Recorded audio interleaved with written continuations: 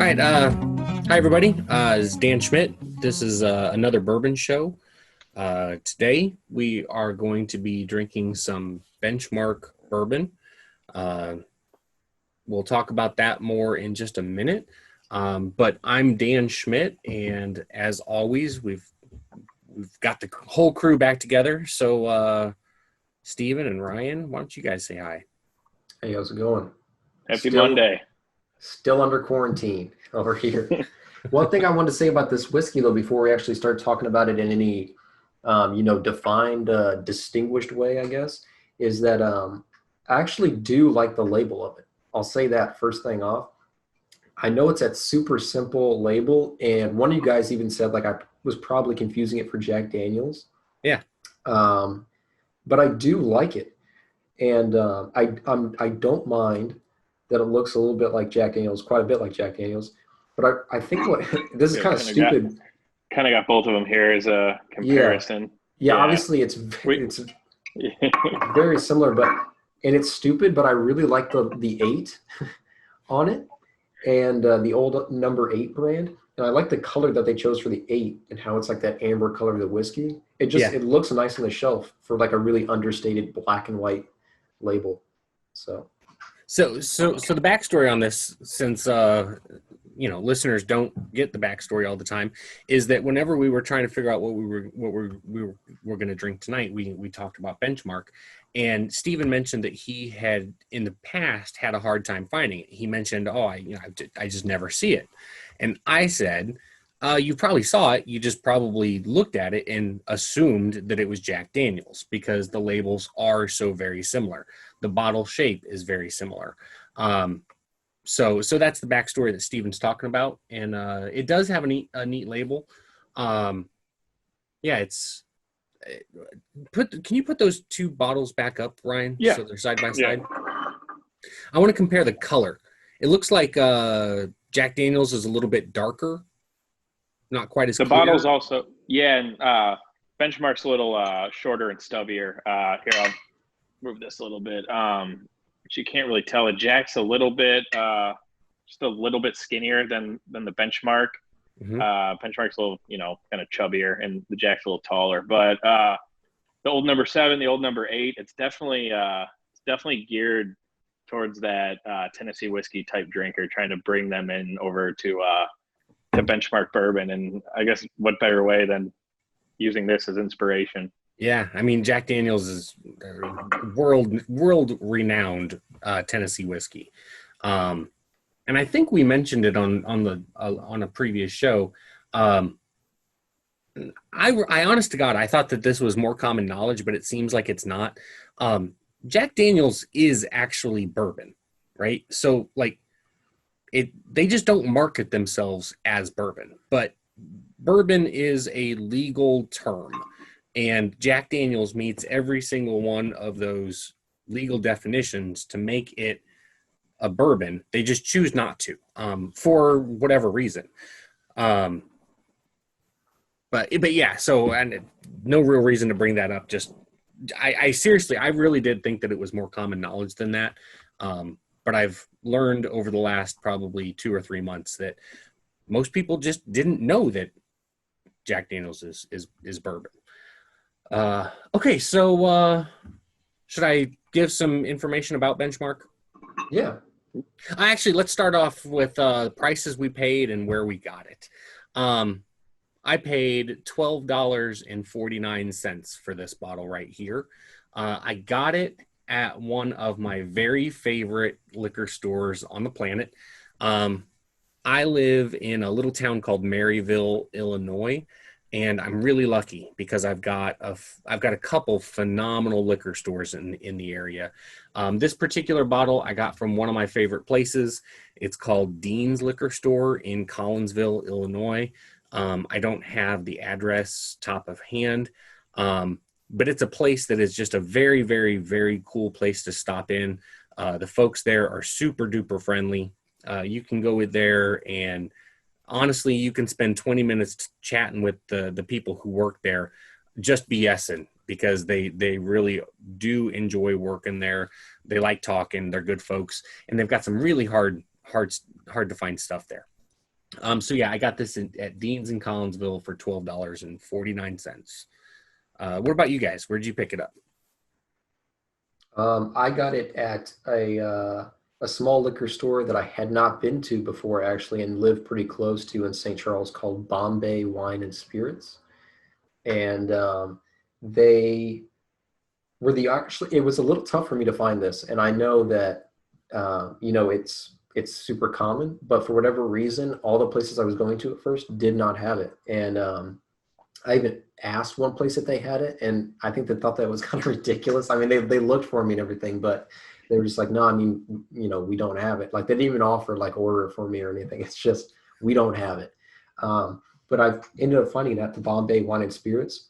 And at first I wasn't sure how much I paid. I just knew it was cheap. But now I do see that there's a little sticker on the side here. I paid $13.99 Okay. for it. Yep. I got it from a nice local place called Target. Uh, I'm not a sucker. I paid $11.99. Oh, look at you. Yeah, after Cook County taxes, I probably paid the same amount as you guys. Just out of convenience, I was there today. I was going to make a stop down. I live in Orland Park, Illinois. It's a suburb of Chicago. I was running really behind in my day.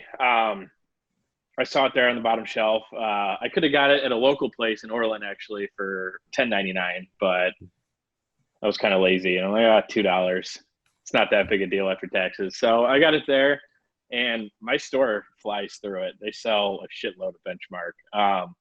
They got the 175 retailed at $18.99, but they both, I mean, both the stores or both sizes are doing about a case or two each a week, which is really good. And just kind of like a nerdy, I guess, distributor fact. These smaller stores that you guys go to probably will get the more allocated Buffalo Trace items if they're more willing to take in a Benchmark for their bottom shelf. Also, like every Fireball size, imagine. Fireball buckets, the little 50 ml, same thing with like those 99 party shots. So if you got some local stores that don't get the allocated stuff, tell them to get that bottom shelf Sazerac stuff to the bottom shelf, and it'll help their cause a lot. One of my buddies that he's a liquor store manager at my other very favorite place to shop. They've got 3 locations. But one of my buddies, we were talking, I don't know, 2-3 months ago, and I bought a bottle of Wheatley vodka from him. Wheatley vodka is from the same distillery that makes Benchmark. It's Buffalo Trace, and I'll get into that in just a second. But I bought a bottle of vodka because I like a Bloody Mary on occasion. And that's really about the only thing I use vodka for. But he goes, "Thank you so much." He goes, because right now, that's the big thing that, at least in this area, the distributor is looking at as far as sales go, to figure out what allocated bottles they're going to get. So if you can talk to for the listeners, really seriously, if you're looking to score some of those really hard to find bottles, do yourself a favor, ask the manager or owner or whoever's available, hey, what do you need to sell a bunch of in order to get more allocated bottles? Because if you drink a Bloody Mary every now and then, it doesn't matter what vodka you use for a Bloody Mary. So spend the $22 to get the Wheatley. It helps the store get allocated bottles later on. The store manager or owner recognizes that you're helping him or her get more allocated bottles. It's just a better situation for everybody all around. So Ryan, I'm actually really glad that you brought that up, because that's something that folks need to know. Like, we all want those allocated bottles. Yeah, and I don't think a lot of people know that.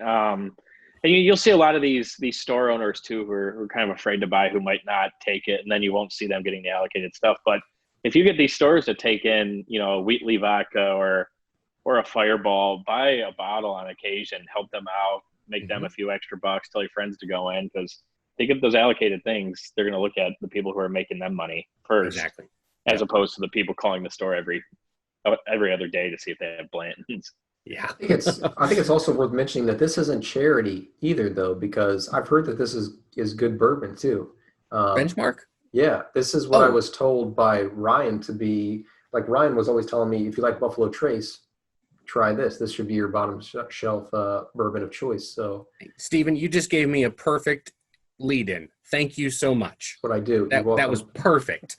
So, as Stephen just hinted to, that Ryan told Stephen about Benchmark. Benchmark is made by the Buffalo Trace Distillery.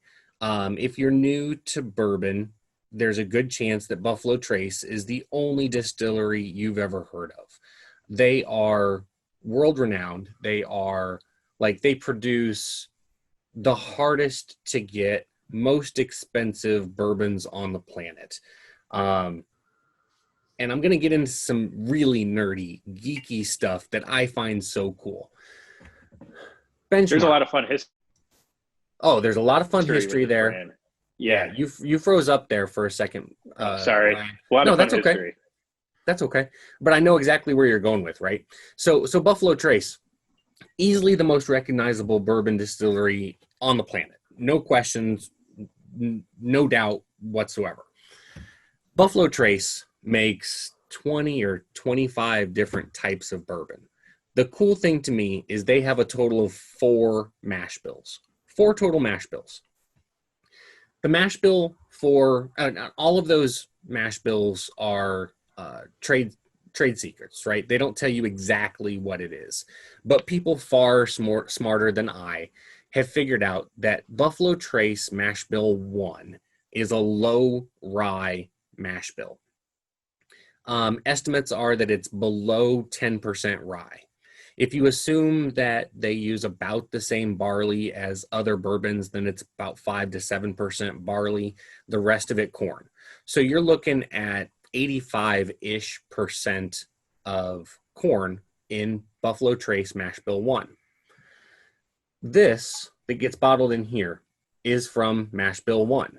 That's the exact same mash bill that Buffalo Trace uses for Eagle Rare, George T. Stagg, Stagg Jr., Colonel E.H. Taylor, Buffalo Trace, which is their namesake bottle of bourbon. They also use it for Old Charter. So all of these bourbons, Eagle Rare is going to cost you $40, about average. George T. Stagg, you're looking at an MSRP of $99, but you're not going to see it for less than $300 ever, ever, ever.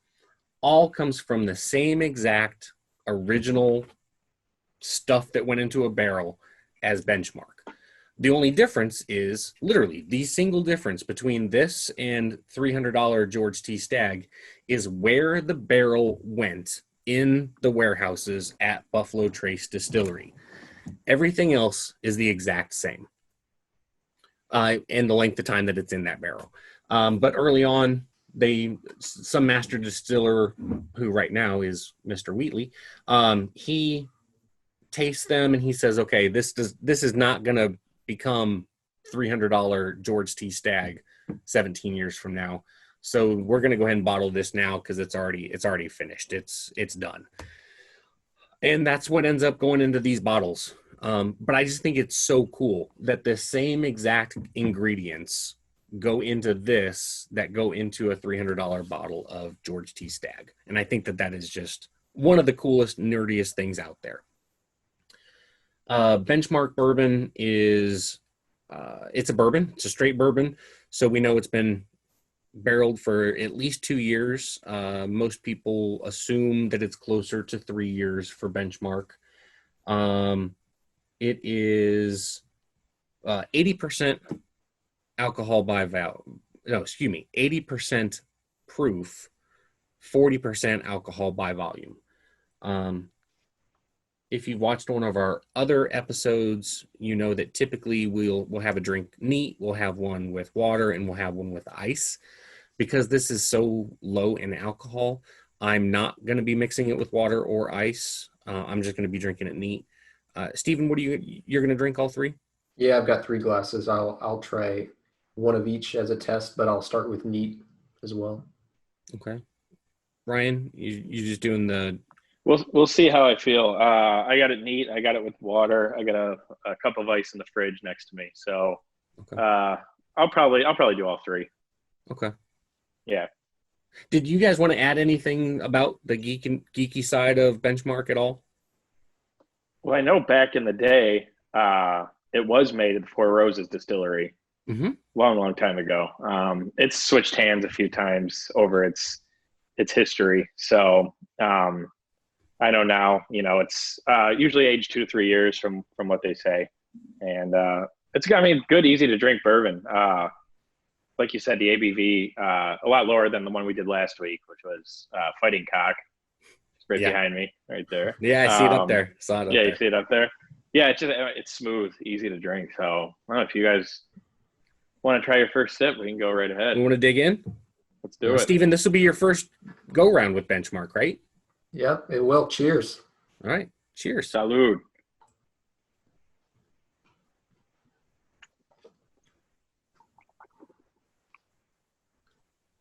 Wow.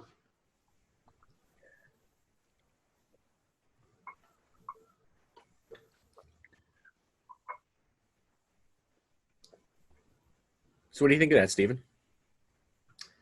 You know what my first thought is? And this is nothing against Benchmark in any way. Mm-hmm. I'm really putting in perspective how good Fighting Cock was. Again, this is not, I do not mean this as a negative to Benchmark. Yeah. Benchmark, I taste it. It's incredibly smooth. Yeah. I think it's good. But it's just as smooth as the 103 proof Fighting Cock was. And this is, 80 proof. I forget what the alcohol by volume was of Fighting Cock. But 51.5. Thank you. Always remember, proof is double ABV. Got it. So, this extremely smooth. No burn. It's pretty much immediately gone. Mm-hmm. But I will say there's there's almost a more savory flavor that's left over in my mouth afterwards, as opposed to Fighting Cock, which was sweeter. I think Ryan was talking about it was a sweeter finish. I feel like it's a little paler than the Fighting Cock too. Oh, it is. And that's Just a big part of that. So it looks a lot the additional lighter. Water. Yeah. It's got 10% more water in it than Fighting Cock does. Yeah. Dan, earlier you were talking about how the same ingredients going into a bottle like Benchmark that go into the same as like a $300 bottle, right? Mm-hmm. And that is cool, but it's also kind of like a fucking scam. Well, a big thing to remember here is that, again, this is in a barrel in a warehouse for 2 to 3 years. George T. Stagg is typically in a barrel in a warehouse for 17 years.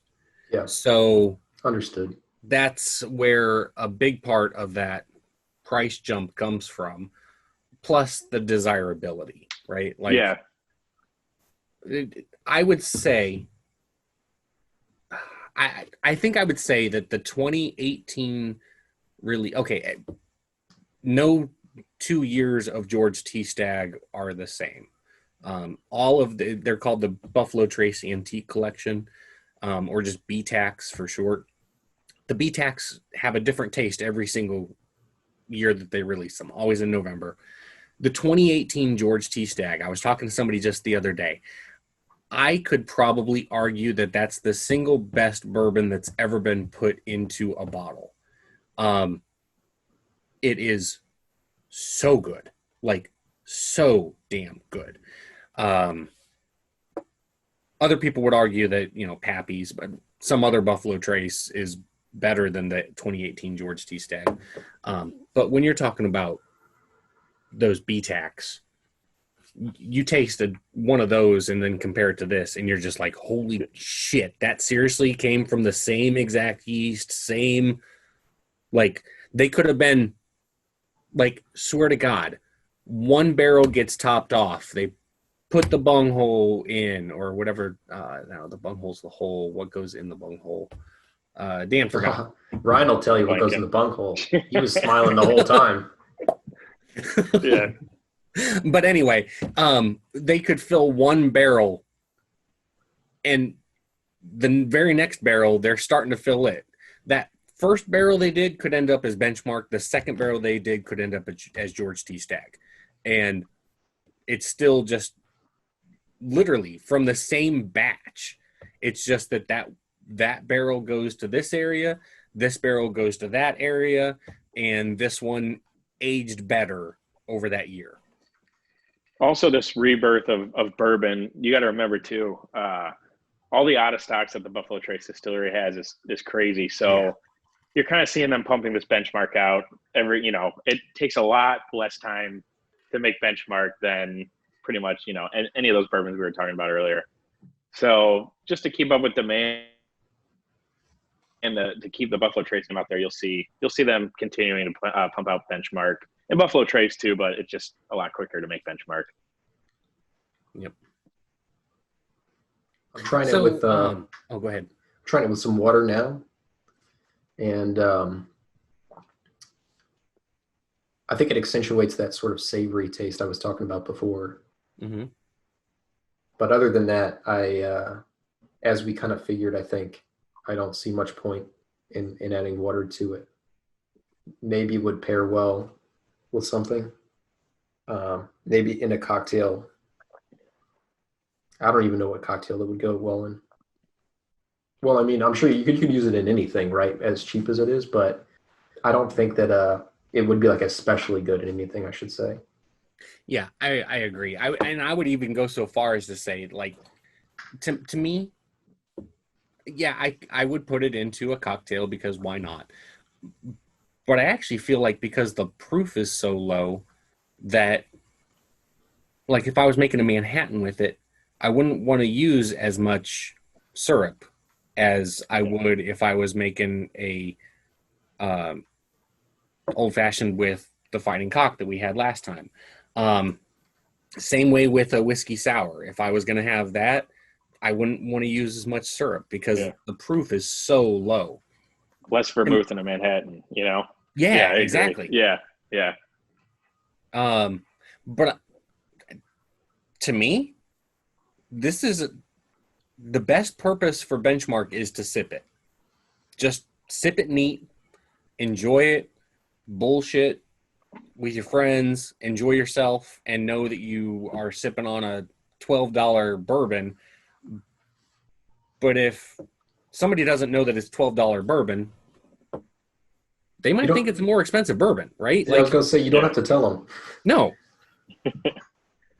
The thing is, too, looking at the bottle of Jack next to me, they're both the exact same ABV. So I imagine that's another way to bring Jack drinkers over. They're both 40%, 80 proof. So I'm sure that plays into how they water it down a little bit, too. That's just what that's what I think. I could be wrong, but it seems to make sense because it's literally in the same exact spot as the Jack bottle, the 40%, Hey, Namoff, can you pour just a little glass of Jack and try them side by side? Yeah. Hold on, I got a shot glass back over here. While he's getting that, you guys want to see how cool I am? You want to see me spin a bottle? Do it. Wow. Wow. Just a regular old Tom Cruise from I was gonna say, are we watching Cocktail right now? That's a panty dropper right there, boys. Let me tell you. Tom Cruise has really let himself go. Scientology's finally catching up to him, I think. I paid a few Zooms for like people's birthdays, and Steven, have you not watched The Sopranos yet? I have not watched The Sopranos. I know it's on my list.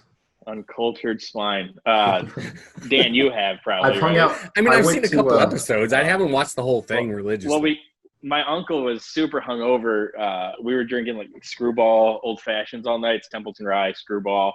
It's actually a pretty good cocktail. The cherries and everything, and he was so hungover that he was going to die. We got Ray Abruzzo, who played Little Carmine.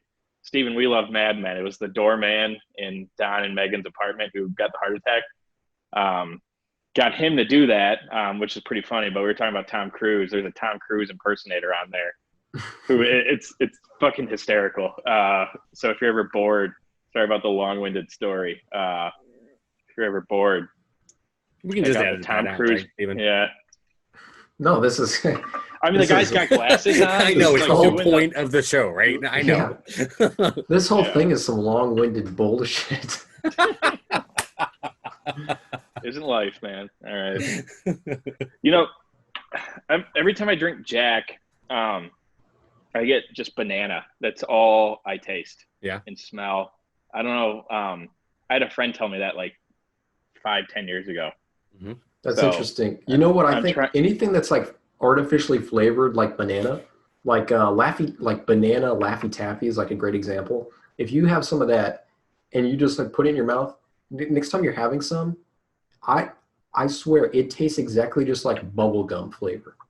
To yeah. me, I cannot distinguish most artificially flavored banana things and what they also label as bubblegum flavored things. Mhm. I think it's like very, very similar. So, I get that bubble gum from like any Breckenridge bourbon I drink. I don't know if you guys have had any Breckenridges. It all tastes like bubble gum to me for whatever reason, which isn't bad. I mean, okay, let's see. Side by side, this is the benchmark. Might be harder to tell on camera. They're pretty similar in color. Jack's a little more of that golden color. Benchmark's a little paler. There's a little nose. Yeah, I get more like a vanilla, like cherry type flavor from the benchmark. Yeah, I get a lot of vanilla, cherry, and honey from Benchmark. Yeah. Yep. See, I get a lot less honey than I did with the Fighting Cock last week, but I'm comparing back and forth. Yeah. Just off the nose with Jack, it's definitely a lot kind of that fruitier aspect in my opinion. Real smooth. Just on the nose, it's a little more pleasing than the benchmark.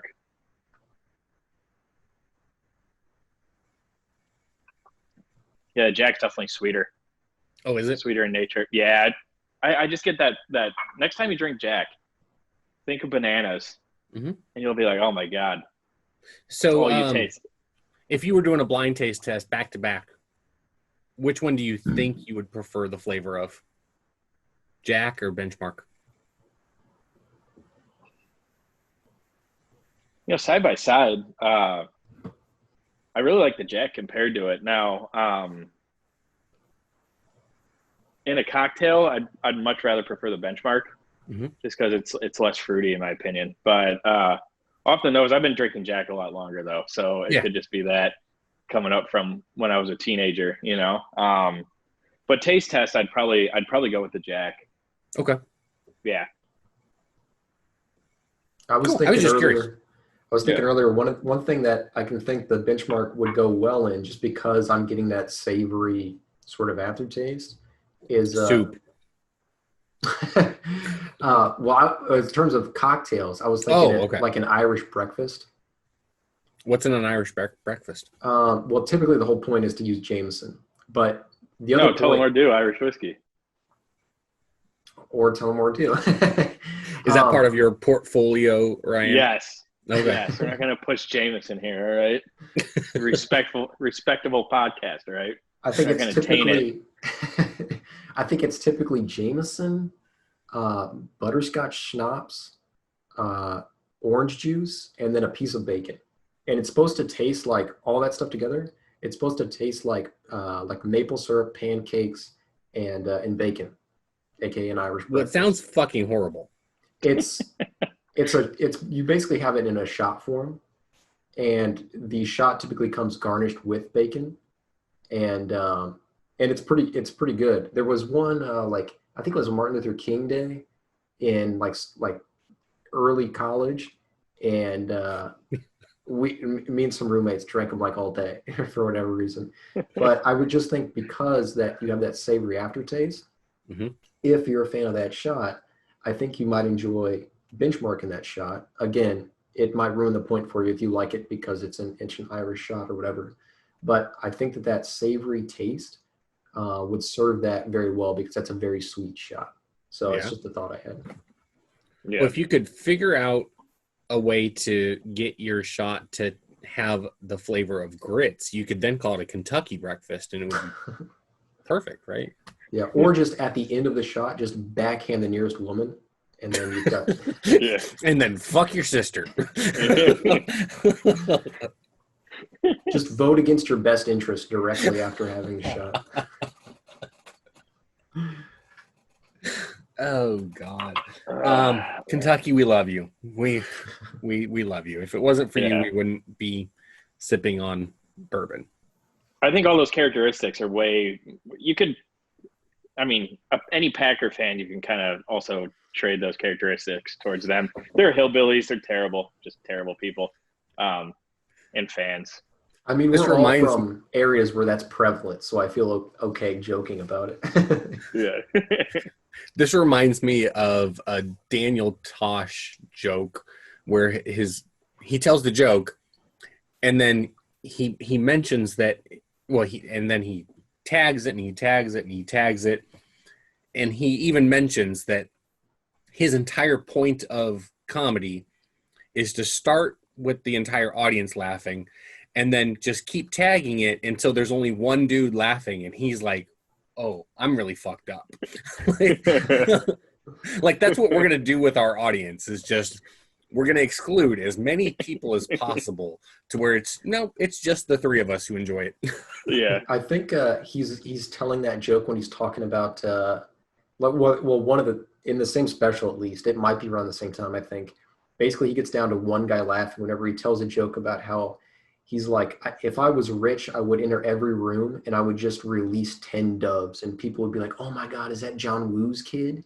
And then like one guy in the audience laughs, and I think he says that. But it was like, I think it was like maybe 5 or 6 months ago, I was watching through Mission Impossible for the first time. Mm-hmm. And I saw Mission Impossible 2, which is by John Woo, if people don't know. And there's a scene at the end where just like for no reason, like Tom Cruise just enters the shot and just some like doves are come out of this. And there's like slow motion doves like 3 different times in that scene. And I guess that's just something he does a lot. But I finally got that joke. I know it's during the same special where he talks about if Brad Pitt and I think Tom Cruise had a baby, how beautiful that baby would be and how bad he would want to fuck that baby. And the audience, like part of the audience is just like, what do you mean? He's like, it's a mythical baby in the first place. 2 guys can't make a baby to begin with, so you can't get mad at me for wanting to fuck that baby. Sometimes I hear jokes like that from a comics career, and I wonder if they would still make that same joke today. And not just because of any sort of, obviously comedy just naturally changes. I think it's kind of an uninteresting conversation to talk about. Could you make that joke today? I'm not really interested in that. I just mean in terms of like, once he's had success, now he's in the pockets of Comedy Central, like big time, right? Yeah. He's got a syndicated show basically.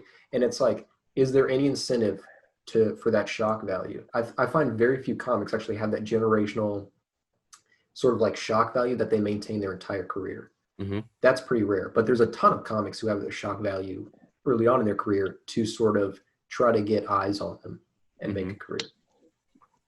Well, I know that he's one of your favorite comedians, but Jesselneck, yeah. I mean, he still talks about punching babies all the time, if that makes you feel any better. Yeah, I mean, he kind of went the other way. He got a Comedy Central show and basically lost it because he wouldn't calm down at all. And what was that, Shark Party or something on his the Jesselnick Offensive show? Yeah, where he was getting threats for someone who got killed by a shark in Australia or something. Yeah. Yeah, to me, I think he's still one of those comics that I get like people upset by him, but I think that he is really clever, and I don't think that he is just stirring shit to stir shit. Like, he does it in a very clever way, and that's, I think, the difference. I think that a lot of people like don't see, like, there's a ton of comics that it's just like, I don't defend that dumbass comment that they made. But I think with Justin, like, it's just like, yeah, that's like very borderline. You definitely don't need to think it's funny, but I think it's, I don't know. You can take his show away even, but he's still going to do it. Like, I'm still going to send it. So do you think Jesselneck drinks bourbon? Oh yeah, I've listened to a bunch of interviews with him. He likes to drink. He likes to do drugs too, from what he says. Who But doesn't? he says, yeah, exactly. No, but he talks about whiskey a lot. I've heard him a Does few he? times bring it up. He hasn't said any brands particular brands, but he talks about whiskey. I've heard him. Okay. Yeah. One thing I wanted to mention on the podcast is I watched a great movie this past weekend that's been out for a little while. And I know Neat? that, what's that? Is it called Neat? No. Okay. It- You it's need to actually- watch a documentary called Neat. And that's the whiskey documentary, right? Yeah. Yeah. So I was going to mention one that's not necessarily podcast related, not Okay. necessarily like whiskey related, just a recommendation for anybody listening who just likes movies. Because Parasite was so popular, a lot of people were saying, if you liked that, you were, in the audience willing to watch a movie from South Korea, you should check out a movie called Burning, which came out just like 2 years ago, like 2018. And I finally got around to watching it. It's on Netflix. And you got to know a few things going in. It's 2.5 hours long. It's a slow burn character story. It's not for everybody, right? But if you liked Parasite, if you saw Parasite, the movie is really good. It's not perfect, but it is so worth watching, so good. And I would recommend that you just watch it. You don't look up a trailer. You don't even look up a synopsis. You just, if you're down for a 2.5 hour movie that's kind of slow paced, just watch Burning. It's on Netflix. Does it have anything to do with bourbon? It has nothing to do with bourbon whatsoever. And shut the fuck up. Jesus. Other than the fact that, there's no burning whenever you have benchmark bourbon. Hey, you could have put that into like the charring on the inside of the barrel too. Like that would have been a decent segue too. But instead you just wasted the time of all 4 of our listeners. That's what I do best, just waste everybody's time. Oh God. Sorry, I couldn't use the term mash bill in his sentence for the synopsis, Dan. Well, we're talking about bourbon. Mash bill's pretty important. So if you guys didn't know, Steven is a movie geek.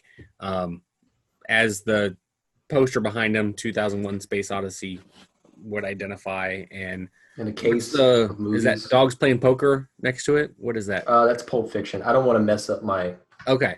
camera, but that's Uma Thurman on the bed or whatever. I thought I saw cards. That's Yeah, that's kind of look. Oh, she's got the Pulp Fiction magazine or whatever.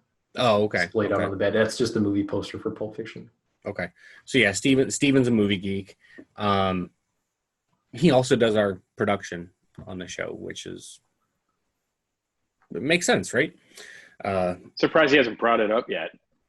Jesus Christ. Every day. Sounds like somebody has some grievances. Editing. Oh, it took me so long. Oh. That's actually I'm how a Ryan roll at types, work. by the way. Dan, the Adobe Premiere that you gave to me is hard to use. Ryan only owns an iPad. This is how he thinks people type.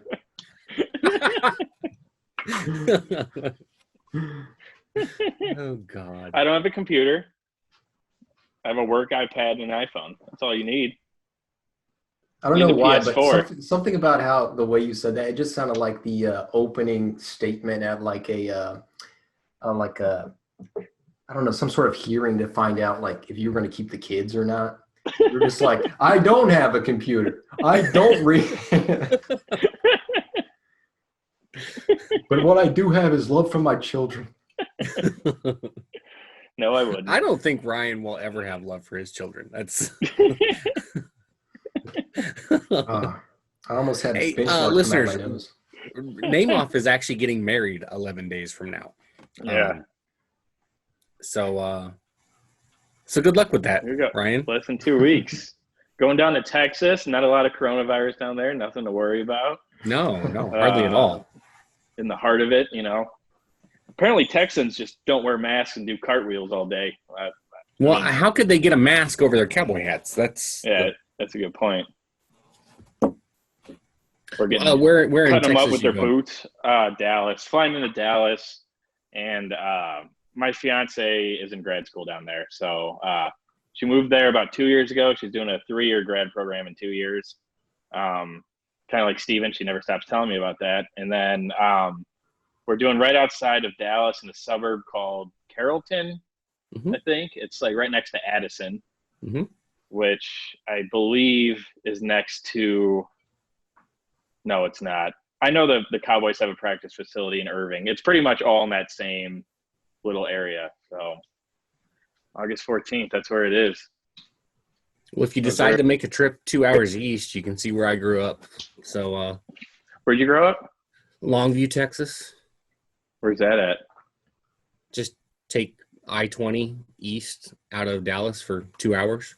Got a Matt Namath signing yeah, right there. Yeah, you see him? He just comes down and he runs the show. What do you need? Yeah. Bud Light Orange. All right. You want a glass of ice too? A glass of ice for his Bud Light Orange? Is he going to take one to – oh, I won't make that joke. Never mind. Do people do that? Were you asking that to fuck with him? Or is Bud Light Orange good with ice? I've never had it. No, I don't know. I just had that glass of ice with the whiskey that I haven't poured. Yeah, so Longview, then after – so you're from Longview? Yeah. I always forget. Dude, you got such a crazy story, man. I can't remember everything. But then we're flying out to Reno for our honeymoon. Not in Reno, though. We're going to Tahoe, but I'm not paying Ritz-Carlton prices for, flying at 8 p.m. So I'm like, honey, we're going to the casino. I'm going to get drunk, play blackjack, and probably going to do that until about 1 in the morning. Hookers. Yeah, it's going to be bad. And then after that, I'm going to drive over in a rental car to Lake Tahoe. 2 nights at the Ritz-Carlton. So very nice. That'll be pricey. But, I mean, I hear it's beautiful. I've never been, so I'm excited. Tahoe's beautiful. Yeah. My dad was there for work last week, and he was sending me pictures. I didn't even know he was going. I booked the honeymoon like 3 days before he went, and then he left on business. He's like, oh, I'm driving through Tahoe right now. He's like, I'm staying in Reno. I'm like, well, stay at this casino that I'm staying at. If it's a shithole, I'll just cancel the night that I have there and go to a different casino. But he said I don't know that there's anywhere in Reno that's not a shithole, by the way. Yeah, I know. That's kind of what I'm hearing. But there's mountains around it, so. Yeah. Our viewership is going way down in Reno. Way down. Yeah. Like they have internet. Come on. Yeah. Ryan has a cell phone and a windowsill right now. Let's not make fun of people who don't have internet. The Wi-Fi is so bad at my house. It's so bad. But the bar's nice. It is a nice bar, yeah. I'm buying a house probably in the next 6 months. I moved home. So this is my parents' basement's bar. So got all this whiskey that Dan got us. A lot of that E.H. Taylor and some of the Weller that we still have, so that I couldn't find up here. So yeah, it's a nice bar. It's a nice bar. They got a sink that they somehow connected to the sun pump, so that's pretty cool. Don't think it meets code, but we'll figure it out, right? So what are we thinking about a benchmark here? So I don't know exactly what the ranges should be, but I would say if we're talking about under $20 whiskey, where would you rank this 1 to 10? And you can use decimals if you want to give it a little more leeway. 6.3. Yeah, I was right there. I was going to say 6.2. But yeah, right around that six marker.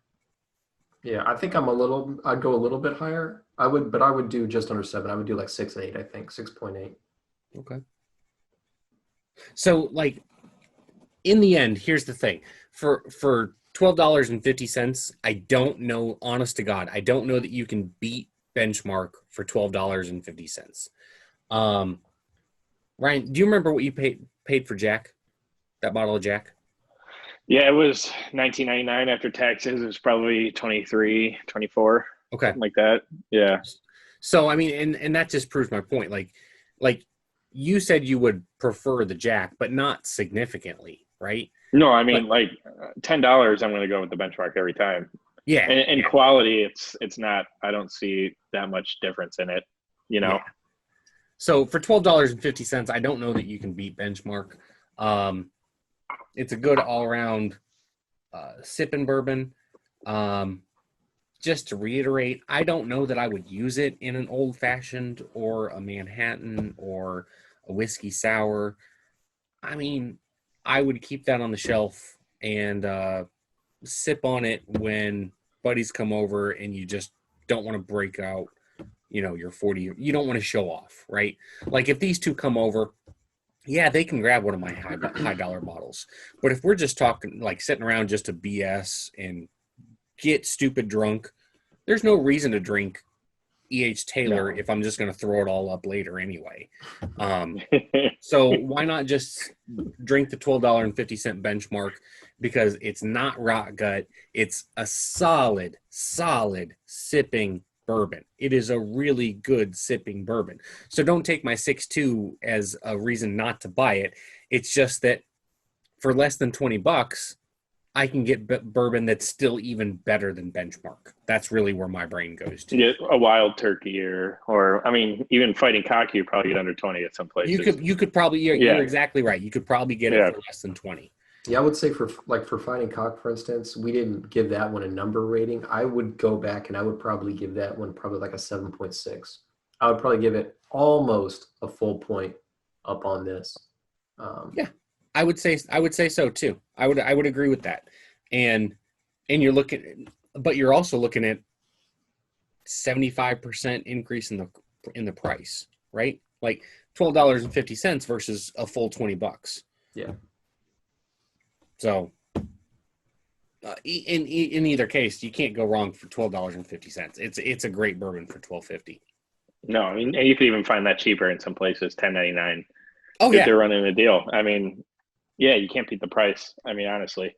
if you're in the St. Louis area, which I expect that initially a lot of our viewers will be in the St. Louis, and if we ever have any, in this area, you can get Benchmark all day for $11 at Schnucks. Any Schnucks you go to is going to have it. Most Targets down here are going to have it as well. Yeah, it'll be $11, easy. I mean, yeah, I mean for the bang of the buck, I mean for sure.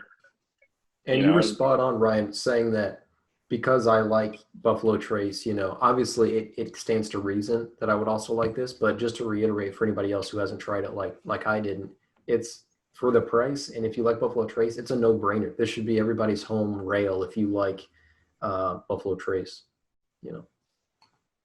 Yep. Kind of like a Heaven Hill bourbon, you know what I mean? Like great rail bourbon. Drink it all day, sip on it. Yep. Love it. Have friends come over. I mean, I think you said it best too, Dan. You have a bunch of people come over, you're entertaining 5-6 people. You're not going to give them the $50 bottle, $100 bottle of something. It's you buy 2 handles of Benchmark and you won't even spend $40. Seriously. Sure, sure. It's in a plastic bottle, but I mean, it's fine. Yeah, exactly. Benchmark, a bourbon for the in-laws. You can use that, Benchmark. You can use that. Yeah.